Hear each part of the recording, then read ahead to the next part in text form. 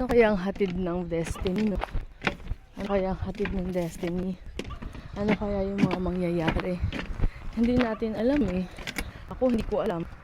Alam ko lang meron ako mga harap. Alam ko ng mga buhin. Pero hindi ko talaga rin alam kung anong mangyayari. Pero gusto ko lang magkaroon ng stability para at least I'll have the capability to do the things I want na kayang isolve ng money. Na kahit paano makapundar, mabigay ko yung love, life, and laughter sa mga aso ko, sa mga doggy babies namin, na maging proud sila mama sa akin, tsaka si papa, na alam nila na nasa magandang kamay ako. Mga ganun bagay ba? Pero huwag muna tayo umiyak kasi tumbi. Ayun, nagpapasalamat lang ako kay Lord kasi may ganitong view kaming nararanasan, na may ito kaming chance na kahit na hindi daming problema or iniisip or ang dami talagang pagsubok, hindi yan pa rin kami hinga.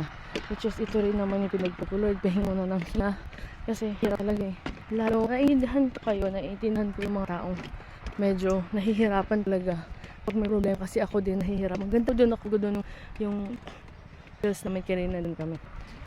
Hirap kami mga problema. Hirap minsan hindi alam sinong tatakbuhan mo. Grabe. Pero hindi. Kailangan natin mag-wire to asin niyang iparating. Kung anong gusto niyong maramdam. Na makita mo talaga, maramdam mo maging helpless ka. At ikaw lang, like si Lord lang talaga makakatulong sa'yo. Ayun. Sana mawala na yung pain. Sana puro victory muna para makahinga.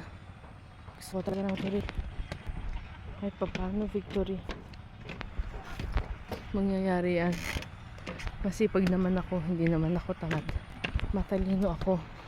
At laging ako nakakapag-isip ng mga bagay-bagay na hindi yung para sa akin. Cute steps sa mga dog. Hindi lang para sa akin, hindi para sa mga tong. Gusto kong mapagpinhawa ang buhay like Filipino people and all. I just hope I'll be given that opportunity in the near future para hindi rin masyado mahirap.